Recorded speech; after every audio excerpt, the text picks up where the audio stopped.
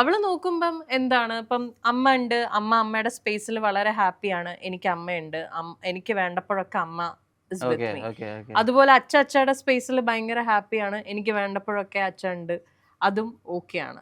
അവരെന്നും ഫോണിൽ സംസാരിക്കുന്ന ആൾക്കാരാണ്, അവരെന്നും വീഡിയോ കോളിൽ സംസാരിക്കുന്ന ആൾക്കാരാണ്, ഭയങ്കര ഹാപ്പിയാണ്. ഇപ്പം അദ്ദേഹത്തിന് ഇപ്പൊ ഒരു കുഞ്ഞുണ്ട്, ഹീസ് മാരിഡ്, അദ്ദേഹത്തിന് ഒരു കുഞ്ഞുണ്ട്. അപ്പൊ ഇപ്പൊ അവനുമായിട്ടാണ് വീഡിയോ കോളില്, ബ്രദർ ആണല്ലോ, ബേബി ബ്രദർ ആണല്ലോ, അപ്പൊ അവനുമായിട്ട് എപ്പോഴും അവന്റെ ഫോട്ടോസ് അങ്ങോട്ട് ഷെയർ ചെയ്യുക, വീഡിയോസ് അയക്കുക, അവനുമായിട്ട് വീഡിയോ കോളിൽ, കുഞ്ഞ് ബേബിയാണ്, 1 വയസ്സ് പോലും ആയിട്ടില്ല, വീഡിയോ കോളിൽ സംസാരിക്കുക. So that's a different world for us.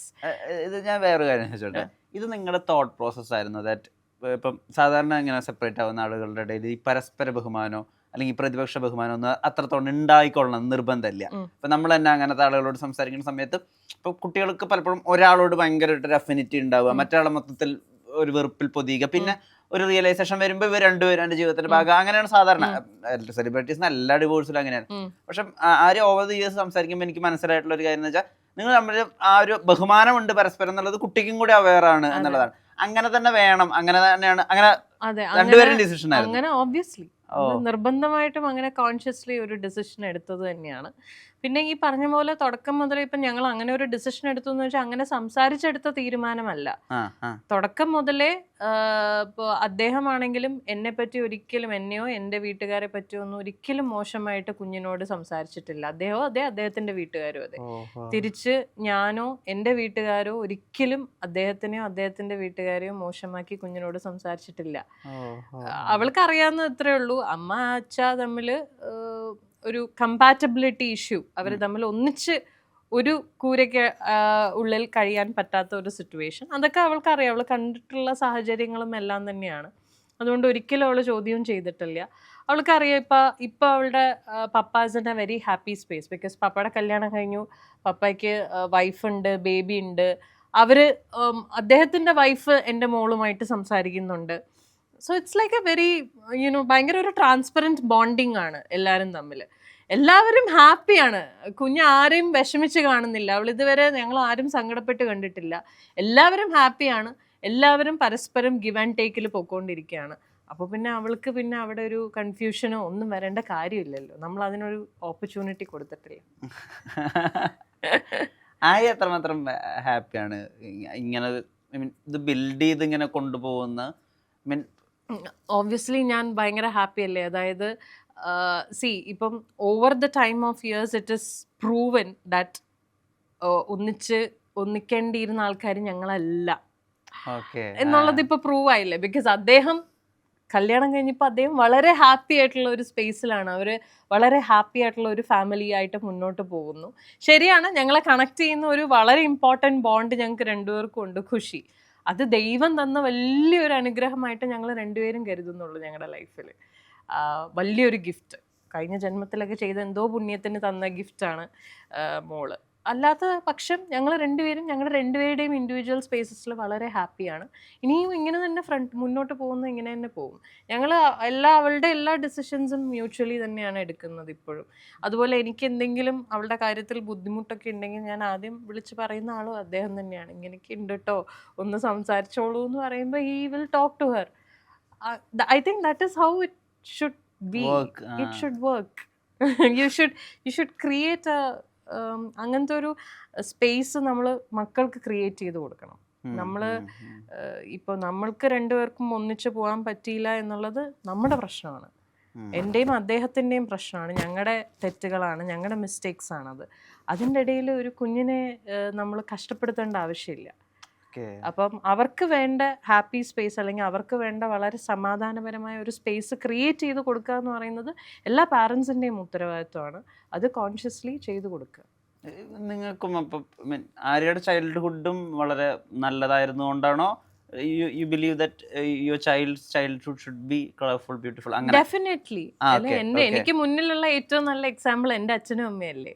അവർ ഭയങ്കര ഹാപ്പി ആയിട്ട് ജീവിച്ച ഒരു കപ്പിളാണ് എൻ്റെ അച്ഛനും അമ്മയും. അവർ വഴക്കൊക്കെ ഇടാറുണ്ടായിരുന്നു, അടിപൊളിയായിട്ട് വഴക്കൊക്കെ ഇടാറുണ്ട്. പക്ഷെ അത് അവർ തന്നെ സോൾവ് ചെയ്യും.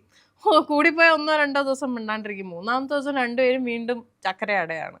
അവർ ബേസിക്കലി ടോം ആൻഡ് ജെറി ആയിരുന്നു, as far as I remember. രണ്ടുപേരും ടോം ആൻഡ് ജെറി ആണ്. പക്ഷെ എന്നാ ഈ പറഞ്ഞ പോലെ ടോമിനും ജെറിക്കും രണ്ടുപേരും ഇല്ലാതെ അവർക്കൊരു ലൈഫിൽ അവർക്കൊരു സ്റ്റോറി ഇല്ല അല്ലേ?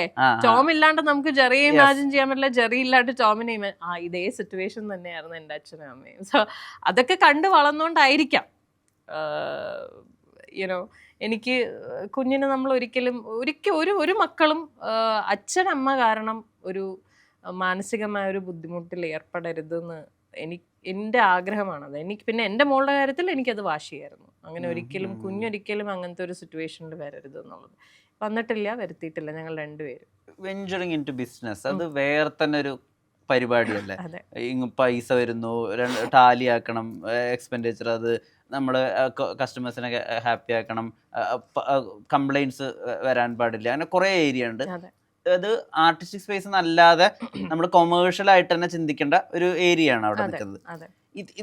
ഈ സമയത്ത് നമ്മൾ മനസ്സിലാക്കിയിട്ടുള്ള ഒരു ആര്യയുടെ പേഴ്സണൽ സ്പേസും അത്ര ഓക്കെ ഒന്നല്ല. ഐ മീൻ കുറെ പ്രശ്നങ്ങൾ, പറഞ്ഞ പോലെ സൈബർ ബുള്ളിങ്, ഇത് എങ്ങനെ ബാലൻസ് ചെയ്തിരുന്നു?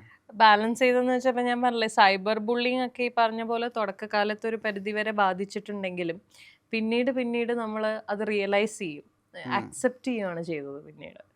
കാരണം നമുക്ക് അവിടെ വേറെ ഓപ്ഷൻ ഇല്ല അക്സെപ്റ്റ് ചെയ്യുക എന്നുള്ളതല്ലാതെ. ഇപ്പോൾ ബുള്ളി ചെയ്യുന്ന ആൾക്കാരോട് 100 പേര് നമ്മളെ സൈബർ ബുള്ളിങ് ചെയ്യുന്നു, ഈ 100 പേരോടും നമുക്കിരുന്ന് പറയാൻ പറ്റില്ല നമ്മുടെ side of the story. And ഈ 100 പേരും നമ്മളിങ്ങനെ സൈബർ ബുള്ളിങ് ചെയ്യുന്നുണ്ടെങ്കിൽ that means they don't want to hear അവർ സൈഡ് ഓഫ് ദ സ്റ്റോറി. അവരെന്ത് കേട്ടോ അതിൽ അവർ ഓക്കെ ആണ്, അതുകൊണ്ടാണ് നമ്മളെ അവർ ജഡ്ജ് ചെയ്യുന്നത്. അവർക്ക് നമ്മുടെ സൈഡ് എന്താണ് കേൾക്കണം എന്ന് ആഗ്രഹമില്ല. അങ്ങനെയുള്ളവരോട് നമ്മൾ എക്സ്പ്ലെയിൻ ചെയ്യാൻ നിന്നിട്ടും കാര്യമില്ല. അതുകൊണ്ട് പിന്നെ നമുക്ക് ചെയ്യാൻ പറ്റുന്ന ഓപ്ഷൻ അക്സെപ്റ്റ് ചെയ്യുക. ഓക്കെ, എടി പോടി മറ്റേ ഡാഷ എന്ന് പറഞ്ഞ് എൻ്റെ ഒരു പോസ്റ്റിന് താഴെ ഒരാൾ വന്ന് കമൻറ്റ് ചെയ്ത ആണോ ശരി, ഓക്കെ, സന്തോഷം, ഇത്രേ ഉള്ളൂ. നിങ്ങളത് വായിക്കുന്നു, അത് വായിച്ചിട്ട് you go back in to the ideation. അതായത് ഇന്ന ഡിസൈൻ വന്നിട്ടുണ്ട്, ഇന്ന കളർ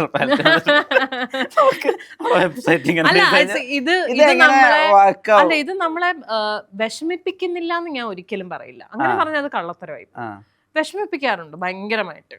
ഇപ്പൊ ഈ ഗെറ്റ് റെഡി വിത്ത് മീയുടെ ഒക്കെ കാണുമ്പോഴല്ലേ, ഈ ഗെറ്റ് റെഡി വിത്ത് മീയിൽ എന്തുള്ളത്, രാവിലെ എണീറ്റ് മറ്റേ ഇച്ചിരി മേക്കപ്പ് ഒക്കെ ഇട്ട് ഒരുങ്ങി ഒരു പരിപാടിക്ക് ഇതിന്റെ താഴെ വന്നിട്ട് ഒരാള് ഇന്നലെ ഇട്ട ഗെറ്റ് റെഡി വിത്ത് മീയുടെ താഴെ ഒരാള് ഒരു കാര്യം ഇല്ലാണ്ട് ഫേക്ക് അക്കൗണ്ടാ, ശവം കമന്റാ.